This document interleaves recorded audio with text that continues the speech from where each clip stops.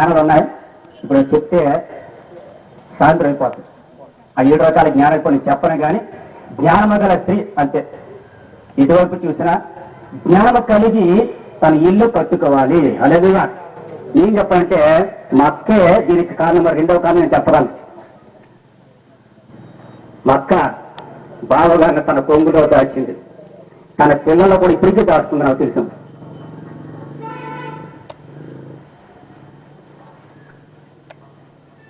ఎన్ని శ్రమలు పట్టిందో మాకు తెలుసు. ఎన్ని గొడవలు చూసిందో మాకు తెలుసు. ఎంత ఓర్పు, ఎంత జ్ఞానం కలిగి ప్రవర్తించిందో మాకు తెలుసు. ఇంతవరకు మీరు నిలుచోవడానికి ఈ కుటుంబము, ఈ కుటుంబం అనే గృహము, ఈ కుటుంబాన్ని ఇల్లు నిలబడ్డ కారణం మా అక్క.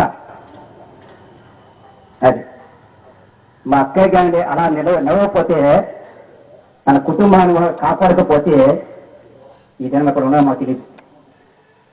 ఎలాగయ్యా కాబట్టి ఒక రకంగా మా బావగారు వారు మంచి అందరితో ఫ్రీగా మాట్లాడడం, ఏదో సహాయం చేసేటువంటి హెల్పింగ్ నేచర్.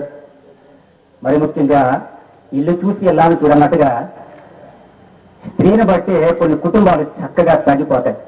స్త్రీకున్న జ్ఞానాన్ని బట్టి ఆ కుటుంబాలు నిలబడతాయి. పెద్ద పెద్ద ఇల్లు కట్టడం కాదండి, బిల్డింగ్ కట్టడం కాదు. ఎంత బిల్డింగ్ కట్టినా భార్యని సరిగ్గా చూడకపోతే, భర్తను సరిగ్గా చూడకపోతే అది కుటుంబమే కాదు, బిల్డింగే కాదు, నరకం అది. అది కాబట్టి దేవుని వాక్యం మనం చూసినట్టయితే జ్ఞానవంతురాలు, జ్ఞానము కలిగి, తెలివి కలిగి, ఓర్పు కలిగి, నేర్పు కలిగి తన సంసారం అనే గృహాన్ని, తన కుటుంబం అనేటువంటి గృహాన్ని ఏ స్త్రీ అయితే కట్టుకుంటుందో ఆ స్త్రీ ధన్యమైనది, ఆ కుటుంబం చాలా ధన్యమైనది. హల్లెలూయా.